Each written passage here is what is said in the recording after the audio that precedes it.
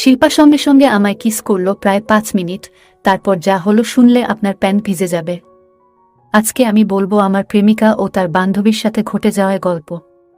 আমি শুভ, BSc complete করে এমএসসির জন্য ট্রাই করছি। আমার গার্লফ্রেন্ড নার্সিং পড়ছে লাস্ট ইয়ার। আমাদের গ্রামে বাড়ি, আমার গ্রাম আর আমার গার্লফ্রেন্ডের গ্রাম পাশাপাশি। ওর নাম রিমি। আমাদের ক্লাস 9 থেকে প্রেম। ও খুব সুন্দরী দেখতে। আমাদের মধ্যে কোনোদিন ওই কিস ছাড়া তেমন কিছু হয়নি। আসলে আমার ইচ্ছা ছিল, কিন্তু ও কোনোদিন চাইতো না, সব সময় বলতো বিয়ের পর। এমএসসিতে ভর্তি হওয়ার জন্য খুব চাপে ছিলাম, তাই রিমিকে ঠিকঠাক টাইম দেওয়া হচ্ছিল না। এবার আমিও চাপের বসে এটা বুঝতে পারিনি যে রিমি ও কেমন পাল্টে গেছে। প্রায় 2 মাস পর আমার ভর্তি কমপ্লিট হলো। তারপর আমি রিমিকে আগের মতো টাইম দেওয়া শুরু করলাম, কিন্তু ও দেখলাম সব সময় বাহানা দেয় কথা না বলার, শুধু বলে নাইট ডিউটি আছে, খুব চাপ। তারপর দেখলাম আজকাল নাইট ডিউটি যাওয়ার সময় ও ফোন নিয়ে যাচ্ছে। আসলে রিমি খুবই ডেডিকেটেড মেয়ে, কাজের সময় ডিস্টার্ব পছন্দ করত না, কিন্তু আজকাল ফোন নিয়ে যাচ্ছে। খুব চাপ লাগছিল কি হচ্ছে। এবার রিমির ফোনের গুগল ফটোস সম্বন্ধে আইডিয়া কম ছিল। সেকেন্ড ইয়ারে পড়ার সময় আমি ওর ফোনের গুগল ফটোসে আমার একটা ফেক আইডি দিয়ে রেখেছিলাম, কারণ রিমি কোনো সেক্সি পিক তুললে ও ভাইরাল হবার ভয়ে আমায় পাঠাতো না। ওই সব পিক পাওয়ার জন্য আমি ওই গুগল ফটোস এ আমার ফেক আইডি দিয়ে অটো ব্যাকআপ চালু করে রেখেছিলাম। এবার বর্তমান দিনে আসি। আমি যখন দেখলাম রিমির ব্যবহারে কিছু পরিবর্তন আসছে, তখন আমি ওই গুগল ফটোসে আমার ওই ফেক আইডি দিয়ে লগ ইন করলাম। এবার গুগল ফটোসে ডেট অনুযায়ী ফটো দেওয়া থাকে। দেখলাম লাস্ট 1 সপ্তাহে রিমি অনেক মেকআপ করে পিক তুলেছে, কিন্তু আমায় তো পাঠায়নি এগুলো। এবং দেখলাম ডিউটি গেছে বেশ সেজে গুজে। এবার এই সবের মাঝে একটা ছেলের ছবি ডাক্তারের কোট পরে। পিকটা ওপেন করতেই দেখলাম নিচে লেখা আছে ক্যাপিটুরেট বাই ডা সোহেল। প্রথমেই ভাবলাম তার মানে রিমি এই ডাক্তারের সাথে কিছু চালাচ্ছে। তারপর ভাবলাম রিমি ওরকম মেয়ে নয়, আমি ওকে 10 বছর চিনি, কিন্তু মনে সন্দেহ রয়ে গেল। রাতে খেয়ে একটা বিড়ি নিয়ে রিমিকে কল করলাম। ও ফোন ধরে বলল নাইট ডিউটি চলছে এবং খুব চাপ বলে ফোন কেটে দিল। আমি বিড়ি খেয়ে গুগল ফটোস খুলে ওই অ্যাকাউন্টটা চেক করতে শুরু করলাম। দেখলাম একটা নতুন ফটো আপডেটেড হয়েছে। ক্লিক করতেই দেখলাম রিমি ওই ডাক্তার সোহেলকে জড়িয়ে ধরে আছে। ফটোর নিচে ডেট দেয়া আছে গতকাল 4টা। পিকটা দেখেই চোখ থেকে জল বেরিয়ে গেল। ভাবলাম রিমিকে ফোন করে উত্তাল গালাগাল করি, কিন্তু তারপরই একটা পিক আপডেটেড হলো গুগল ফটোস এ আজকের ডেটে। এবং সেই পিকে রিমি হাসপাতালের একটা বেডে শুয়ে আছে আর ডাক্তার সোহেলকে জড়িয়ে ধরে। টাইমটা দেখলাম 10টা। ঘড়ির দিকে তাকালাম, দেখলাম 10টা 5 বাজছে। বুঝলাম রিমি এখন ওই ডাক্তারের সাথে মজা নিচ্ছে, তাই ফোন কেটে দিল। তারপর 1 ঘন্টা কোনো আপডেট নেই। 1 ঘন্টা টানা বিড়ি খেয়ে কাটালাম। হঠাৎ রাত 12টার সময় দেখি একটা ভিডিও আপলোড হলো। ভিডিও এসেছে দেখেই আমার মাথা খারাপ হয়ে গেল। ডাউনলোড হতে 5 মিনিট টাইম নিল। তারপর ভিডিওটা চালু করলাম। দেখলাম ভিডিওটা শ্যুট হয়েছে হাসপাতালের বেডের পাশের যে হার্ট রেট দেখানোর মেশিন থাকে তার পাশে ফোন রেখে। আর দেখলাম ওই ডাক্তারটা রিমির সাথে খারাপ কাজ করছে। রিমি কষ্টে খুব ছটপট করছিল, আর ওই ডাক্তার রিমির মুখ চেপে ধরে রেখেছে। আমার অনুযায়ী এটা রিমির প্রথম, তাই কিন্তু ভিডিওটা শেষ হতেই আমার খুব কান্না পেল।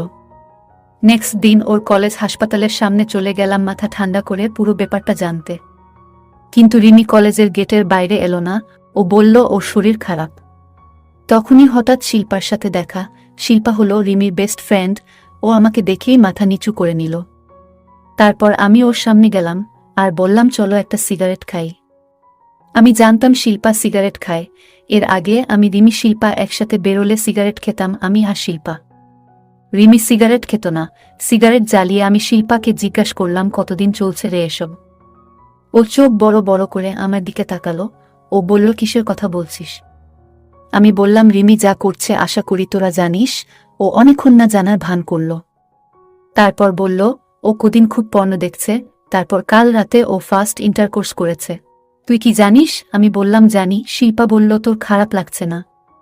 আমি বললাম একটু লাগছে, কিন্তু ও যদি মজা পেয়েছে তাহলে ও কি করছে আমি সব জানতে চাই। শিল্পা বলল দেখ, ও ওই ডাক্তারের সাথে অনেকটা সময় কাটাই, এবার তাই হয়তো ওদের মধ্যে কিছু শুরু হয়েছে। তবে ও কিন্তু তোকে ভালোবাসে। আমি বললাম চল ময়দান যাই, একটা করে বিয়ার খাবো। ও ও রাজি হলো। ময়দান এগিয়ে দুজনে বিয়ার খেলাম। তারপর শিল্পা বলল, রিমি ভুল করছে জানি, কিন্তু আমি ঠিক করে দেব, তুই চাপ নিস না। আমি বললাম, শিল্পা তোকে কিস করব। শিল্পা বলল, এখানে। আমি বললাম, তাহলে তোর আমায় কিস করতে কোনো প্রবলেম নেই। শিল্পা লজ্জায় পড়ে গেল। শিল্পা বলল, দেখ, তোকে আমি খুব ভালোবাসি, কিন্তু বেস্ট ফ্রেন্ডের বয়ফ্রেন্ড, তাই নিজেকে কন্ট্রোলে রাখি। আমি বললাম, আমিও তোকে খুব ভালোবাসি। শিল্পা সঙ্গে সঙ্গে আমায় কিস করল প্রায় 5 মিনিট। তারপর আমি সঙ্গে সঙ্গে একটা ওলা বুক করলাম, আর ড্রাইভারকে বললাম পিছনে তাকাবে না, 500 টাকা এক্সট্রা দেব। তারপর আমরা দুজন গাড়ির ভেতর খারাপ কাজ করলাম। আমি আনন্দে পাগল হয়ে গেলাম। তারপর আমরা দুজন দুজনের রুমে চলে গেলাম, এবং আমরা এখন থেকে সব সময় ফোনে কথা বলতাম। আমরা মাঝে মধ্যে দেখা করতাম, আর হোটেলে গিয়ে আমাদের চাহিদা মেটাতাম। শিল্পা আমাকে একদিন ওর রুমে নিয়ে গেল। রুমে কেউ নেই। আমরা রুমে গিয়ে বসলাম। তখন রাত 8টা বাজে। রুমে আমরা সামনাসামনি বসলাম ও বিভিন্ন বিষয়ে গল্প করছি। আমরা রাতের খাবার হোটেল থেকে নিয়ে এসে খেয়ে নিলাম। আমি ওর ওয়াশরুমে গেলাম। ওয়াশরুম থেকে এসে রুমে ঢুকতেই আমি আকাশ থেকে পড়লাম। শিল্পা আমার দিকে পিঠ করা অবস্থায় ঝুঁকে ব্যাগে কি যেন করছে। আগে কখনোই এমনভাবে শিল্পাকে দেখিনি। আমাকে দেখে শিল্পা ঝট করে পিছনে তাকিয়ে এগিয়ে এসে আমায় ধরে বলল, কি হলো, কি হলো? আমি বললাম, কি করছিলে? ও বলল, ড্রেস চেঞ্জ করব, ড্রেস খুঁজছিলাম। তারপর শিল্পা একটা নিয়ে গিয়ে বাথরুমে চেঞ্জ করে ফ্রেশ হয়ে এলো। তারপর আমরা সারা রাত ধরে দুজনে খুব মজা করলাম, এবং সকালে উঠে আমি আমার রুমে চলে গেলাম। এইভাবে আমাদের সম্পর্ক চলতে থাকলো। কিন্তু হঠাৎ একদিন রিমি জানতে পেরে গেল, কিন্তু শিল্পার উপর রাগ করল না। কিছুদিন পর আমার জন্মদিন এলো। আমার মনেও ছিল না সেদিন আবার ছিল বৃহস্পতিবার। শুক্রবার জন্মদিন। ছুটির কিছু সময় আগে হঠাৎ দেখি রিমি একটা মেসেজ করল, জলদি বাসায় এসো। তখন রাত 9টা বাজে।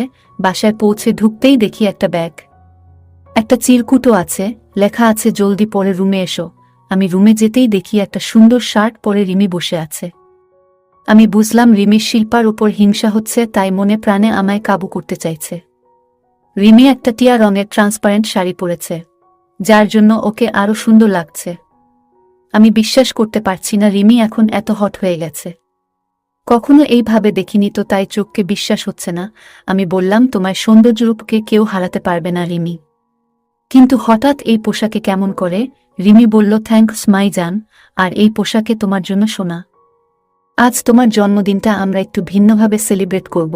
আগে বলো, এই পোশাক তোমার কোনো সমস্যা নেই তো? আমি বললাম, একদমই না রিমি, তোমায় এত হট দেখব কখনো চিন্তাও করিনি, খুব ভালো লাগছে। রিমি বলল, তাহলে দাঁড়িয়ে আছো কেন, শুরু করো। আমি একটু অবাক হয়ে বললাম, কি শুরু করব? রিমি বলল, কেন, শিল্পার সাথে যা করতে, শিল্পা যেমন খুশি করো, আমাকেও তেমন আজ খুশি করতে হবে। আমি আকাশ থেকে পড়লাম। আমার যে কি আনন্দ হচ্ছে বলে বোঝাতে পারবো না। তারপর আমি আর দেরি না করে আমি ওকে খুশি করার কাজে লেগে পড়লাম। বেশ কিছুক্ষণ মজা করার পর আমরা ক্লান্ত হয়ে যাই এবং ঘুমিয়ে পড়ি। এরপর থেকে আমি দুজনের সাথে মজা করতে থাকি। এইভাবে কাটতে লাগলো দিন। যাই হোক, আজকের ভিডিও এই পর্যন্ত।